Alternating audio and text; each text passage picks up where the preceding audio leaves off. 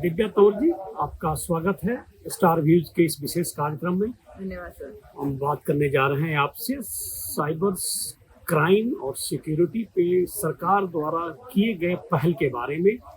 किस स्तर पे साइबर सिक्योरिटी से बचने के लिए, क्राइम से बचने के लिए सरकार अपनी कौन कौन सी योजना चला रही है, जिसमें आप लोगों को इन्वॉल्व किया जा रहा है, प्रोफेसर को इन्वॉल्व किया जा रहा है, इंस्टीट्यूट को इन्वॉल्व किया जा रहा है, ताकि साइबर क्राइम से युवा पीढ़ी बच पाए। दिव्या जी, क्या कहना चाहेंगी सरकार के इस इनिशिएटिव पे?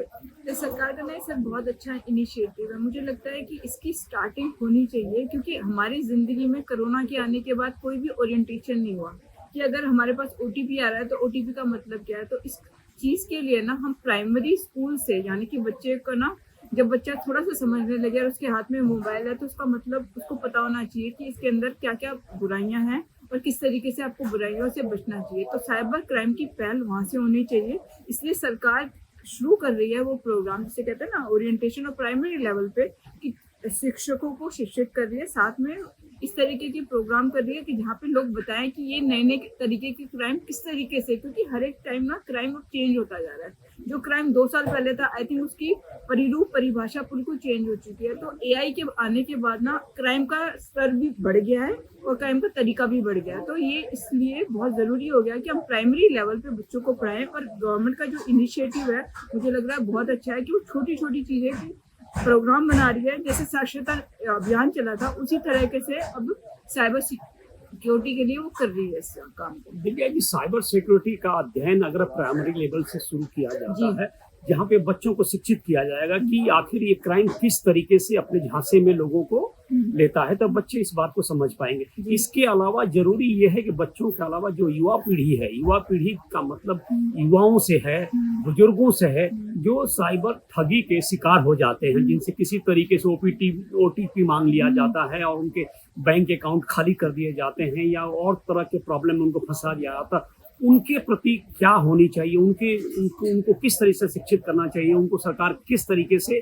इस क्राइम से बचाने की सरकार को कोशिश करे? जी सर, साइबर क्राइम की जो वेबसाइट है ना, जो गवर्नमेंट की वेबसाइट है, उसमें नए नए अभियान और नई नई information time to time change होती जाती है। मैं आग्रह करूंगी सब लोगों से उसको पढ़ें और लोगों को भी बताएं, क्योंकि ये बहुत ज़रूरी है कि अवेयरनेस होनी चाहिए। जिस तरीके के क्राइम हो रहे हैं उस तो क्राइम का तरीका जो है, आपके पास अगर ओटीपी आ रहा है, मिस कॉल आ रहा है, तो किस तरीके से है कि आपने कहीं ना कहीं तो इन्फॉर्मेशन दी है ना। तो इन्फॉर्मेशन आप कम से कम दो, सोशल मीडिया का कम से कम यूज़ करो। अगर सोशल मीडिया का यूज़ करो तो इफेक्टिवली करो, एक इंटेलिजेंट तरीके से करो। अगर आपको रील्स देखनी है ना, तो रील्स देखने में भी कुछ अच्छी रील्स देखो। तो ये सारी की सारी चीज़ें हमारी वेबसाइट पे अवेलेबल हैं, गवर्नमेंट की वेबसाइट पे अवेलेबल है, जहाँ पे cybercrime.government.in है, उस पर अवेलेबल है। और वहाँ पे सारी की सारी चीज़ें दी गई हैं कि इस तरीके के क्राइम आजकल हो रहे हैं। तो आप उन साइट पे जाइए, उनको पढ़िए। दिव्या जी, सोशल मीडिया के अलावा साइबर क्राइम के शिकार वो लोग भी हो रहे हैं जो इंटरनेट से कनेक्टेड हैं, जो लैपटॉप पे हैं, कंप्यूटर पे हैं, ठीक है, और जिनके मोबाइल में इंटरनेट है।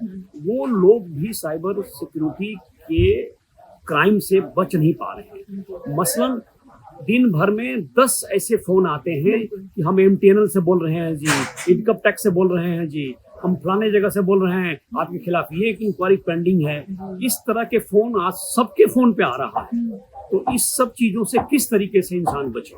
सबसे पहले तो सर आप देखिए कि वो जो मोबाइल नंबर, जिस तरीके से मोबाइल फ्लैश हो रहा है, वो कहाँ से आ रहा है, कौन सा उसका एसटीडी कोड है और किस तरीके से, क्योंकि गवर्नमेंट की वेबसाइट पे अवेलेबल है कि हम इस तरीके की अगर कॉल करेंगे तो वो फ्रॉड कॉल हो सकती है। और इस तरीके के अच्छे कॉल्स, या जिसे कह सकते हैं ना कि आपका रिलेशनशिप मैनेजर अगर आपको कॉल कर रहा है तो बैंक में, तो ग्रीन दिख जाएगा और सारे के सारे रेड दिखते हैं। तो इस तरीके की कुछ ना कुछ आप अपने मोबाइल में लगाइए, डीएनडी ओपन करिए कि डीएनडी अपने मोबाइल के अंदर आप यूज़ करिए, जिसके अंदर आपको पता हो कि स्पैम कॉल है या फ्रॉड कॉल है। क्योंकि ये बहुत ज़रूरी है कि आपको किस तरीके की कॉल को उठाना है और किस तरीके की इंफॉर्मेशन आपको देनी है। सपोज करो कि आपके पास एक कॉल आया है कि आपको इतनी नंबर की लॉटरी लगी है, या आपका रिलेशनशिप मैनेजर बोल रहा हूँ, तो आपकी उसकी ऑथेंटिकेशन चेक करिए, आपके बैंक पे जाकर या बैंक से कॉल करिए कि आपके पास जो रिलेशनशिप मैनेजर का कॉल आया वो सही जगह से आया, या इनकम टैक्स का जो कॉल आ रहा है तो आपके पास कोई ना कोई इन्फॉर्मेशन तो आपने दी होगी ना कहीं, तो वो सारी की सारी क्रॉस चेक करना बनता है। क्योंकि पैनिक में कभी मत आइए, क्योंकि ये लोग ऐसा हमेशा करते हैं कि पैनिक क्रिएट करते हैं आप लोगों के लिए, क्रॉस चेक का मौका ही नहीं देते।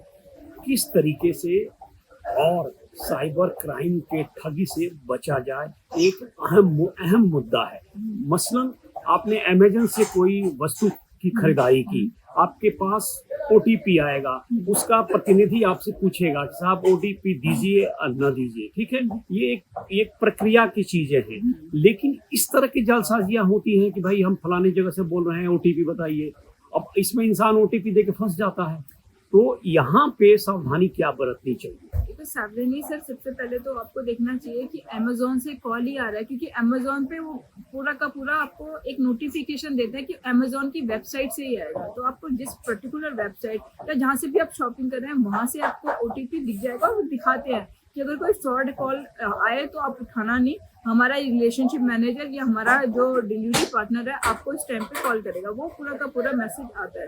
तो आप उनको क्रॉस चेक भी कर सकते हैं। और साथ में जब भी आपके पास ऐसी कॉल आए कि आपका नंबर बंद होने वाला है, या आपका जैसे कहते हैं ना ये बिजली कट जाएगी, या आपका इनकम टैक्स बकाया है, या फ्रॉड कुछ भी हो गया, या आपका बच्चा कहीं फंसा हुआ है, तो आप एक बार क्रॉस चेक जरूर करिए कि उन लोगों से बात करिए कि आपका बेटा है या बेटी है, तो उनसे बात करिए कि आप किस जगह पे हैं, आपकी लोकेशन क्या पे है, क्योंकि ये क्रॉस चेक करना बहुत जरूरी है। अगर आपकी बिजली कट रही है तो बिजली विभाग के अंदर आप एक बार कॉल तो करिए, पूछिए कि एक बार ऐसा कॉल आ रहा है, क्योंकि मैं तो ऑलरेडी अपना बिल जमा करा चुका हूँ। तो इस तरीके की अगर जो कॉल आती है, क्रॉस चेक करना बहुत जरूरी है, क्योंकि मॉडस ऑपरेंडी यही है कि वो एक पैनिक की सिचुएशन क्रिएट करेंगे जिसमें आपका फंसना बहुत जैसे कहते हैं ना लाजमी हो जाता है। दिव्या जी, एक और फ्रॉड जो सामने जनता के पास आ रही है वो अंतर्राष्ट्रीय बैंकिंग सिस्टम से आ रहा है कि बैंकों से पैसे बिना डिडक्ट किए हुए गायब हो जाते हैं, ठीक है। और आपके पास नोटिस आता है कि भाई आपके अकाउंट से इतना पैसा निकल गया। तो बैंक के फ्रॉड से जो साइबर क्राइम है, साइबर सिक्योरिटी से जुड़े हुए मुद्दे हैं, उसकी क्या ये है ताकत है जिसको रोका जा सके? देखिए सर, सबसे पहले तो आपकी जो बैंक की जो सबसे नियरेस्ट शाखा है, आप उस पर जाकर बात करिए कि मेरे को लिमिट ये अपनी डलवानी है कि मैं दिन में सिर्फ 2000 रुपये ही खर्च करता हूँ। क्योंकि अगर आपका जो भी है 2000, 3000, 4000, क्योंकि आपकी एक लिमिट अगर तय है तो उसके पहले अगर कोई भी बंदा आपकी जो ओटीपी के थ्रू भी अगर पैसा निकालना चाहेगा तो वो नोटिफिकेशन पहले बैंक के पास जाएगी, क्योंकि बैंक के पास आपका पैसा रखा हुआ है, वो बैंक की रिस्पॉन्सिबिलिटी है। ये आरबीआई की गाइडलाइन भी आ चुकी है कि वो बैंक की रिस्पॉन्सिबिलिटी है आपके पैसे का क्या कहते हैं रख रखाव करना, आपके पैसे की देखभाल करना। अगर आपने कोई गलती नहीं करी है तो अपनी तरफ से गलती मत करिए, ओटीपी मत दीजिए, और एक लिमिट जरूर तय करके रखिए कि अगर मैंने दिन में कितने का खर्चा करना है, क्योंकि हर एक को पता होता है कि मेरा दिन का खर्चा इतना है। अगर दिन में खर्चा अगर 40,000 रुपये करने, एक 40,000 रुपये तो हम खर्च नहीं कर सकते, 2000 से 3000 के बीच में का तो खर्चा होगा। तो अगर जब भी आपके पास ऐसा हो कि आपने ओटीपी दे दिया गलत, तो गलत का नोटिफिकेशन जरूर आना चाहिए, और बैंक के पास जरूर आपका रिलेशनशिप मैनेजर आपको कॉल करेगा इस बात के लिए। दिव्या जी, बैंकिंग की बात हो गई, बच्चों की बात हो गई, युवाओं की बात हो गई, अब एक बात आती है इंटरनेट के माध्यम से जो गंदगी फैल रही है, जो साइबर क्राइम का हिस्सा है, वो संबंधों को लेके, इंसान के संबंधों को लेके, युवाओं के संबंधों को लेके, संबंधों का की विवेचना की जाती है कि भाई अगर आप हमें इतना पैसा नहीं देंगे तो हम आपको नेट पे आपके इस पिक्चर को डाल देंगे। आपके पास फॉल्स कॉल आता है, ठीक है, कि आप हमारे साथ बात कीजिए, ठीक है, और वो कहीं से वो रिकॉर्ड कर लेते हैं, या अलवर हो गया, हरियाणा के कुछ हिस्से हो गए, यहाँ पे इस तरह के क्राइम भरे पड़े हैं। दिल्ली पुलिस आए दिन उनको धरपकड़ करती रहती है, लेकिन इन क्राइम में कमी नहीं आ रही है। अब से सिर्फ फोटो लेके वो आपको डराते हैं, धमकाते हैं और कहते हैं कि अगर आप हमें इतना पैसा नहीं देंगे तो हम आपको इसको इंटरनेट पर डाल देंगे, सोशल मीडिया पर डाल देंगे। ये एक बहुत बड़ा वहम है, बहुत बड़ा डर है, जिससे लोगों को अवगत करना आवश्यक है। सर, एआई इस चैनल के माध्यम से मैं कहना चाहूँगी कि एआई से अब फोटो को मॉर्फ करना बहुत इजी हो गया, कि अगर आपको कोई फोटो से डरा रहा है या वीडियो से डरा रहा है कि आपकी कोई ऐसी अश्लील पिक्चर मैं सोशल मीडिया में दिखा दूंगा या सोशल मीडिया के अंदर मैं सर्कुलेट करूंगा, तो आप कभी भी उससे मत डरिए। ऑथेंटिकेशन हमेशा चेक करी जाती है, तो उसको करिए कि कहीं एआई से तो मॉर्फ नहीं हो गई है, कि एआई के थ्रू तो नहीं बनाई गई है, क्योंकि अब वॉइस क्लोनिंग भी हो गई है, फेस क्लोनिंग भी हो गई है, बहुत सारी तरह की क्लोनिंग चल रही है। क्योंकि नए नए तरीके की नई एप्लीकेशन आ रही है, नई एप्लीकेशन आने के बाद तो क्राइम बढ़ ही रहा है। तो इसलिए मैं कहती हूँ कि आपकी गवर्नमेंट की वेबसाइट पे जाइए, जो साइबर क्राइम की वेबसाइट है, उस पर देखिए कि किस तरीके के क्राइम आजकल हो रहे हैं, क्योंकि आपकी अवेयरनेस बहुत जरूरी है। दिव्या जी, साइबर क्राइम से सिर्फ वही लोग बचे हैं जो इंटरनेट के कांटेक्ट में नहीं है। अगर जो भी व्यक्ति इंटरनेट के कांटेक्ट में है, वो छोटी या बड़ी ठगी का शिकार जरूर हुआ है या हो रहा है। ये एक आवश्यक चीज है जिसको जानना जरूरी है। इसके प्रति क्या ओपिनियन है आपकी? मुझे लगता है कि जितनी कम से कम इंफॉर्मेशन आप सोशल मीडिया पे, जैसे कहते हैं ना कि बताएंगे, उससे कम क्राइम आपके साथ होंगे।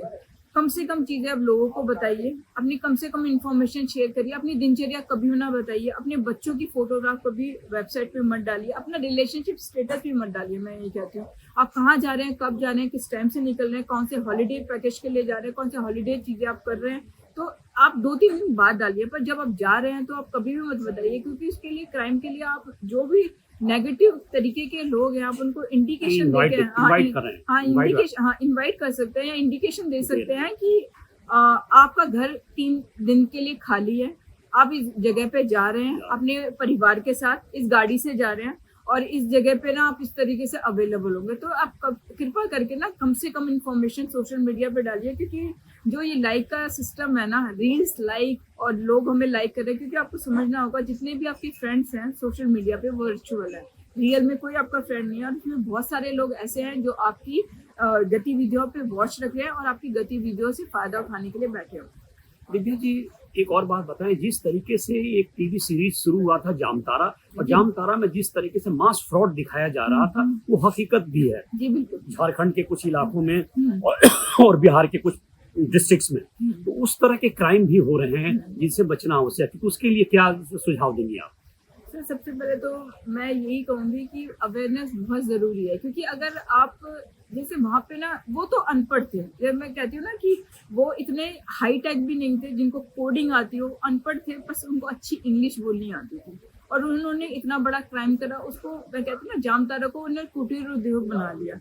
तो उसमें बहुत सारी एजेंसियां इन्वॉल्व थी, कुछ ना कुछ गवर्नमेंट की ऑर्गेनाइजेशन उन लोगों ने फ्रॉड कर रखा था।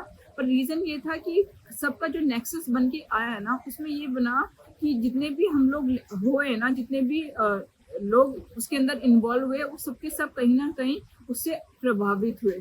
तो इसके लिए रीज़न ये है कि अगर आपके पास कोई लॉटरी का आए तो लॉटरी की से आप अलग रहना, क्योंकि एक पैसा देने के लिए कोई आपको फोन नहीं करेगा।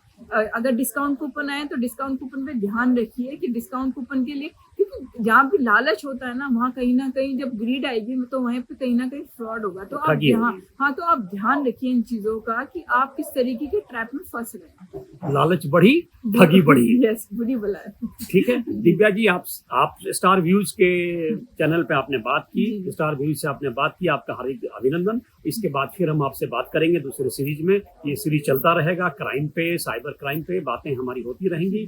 दिव्या जी आप आई, आपका धन्यवाद। Thank you so much.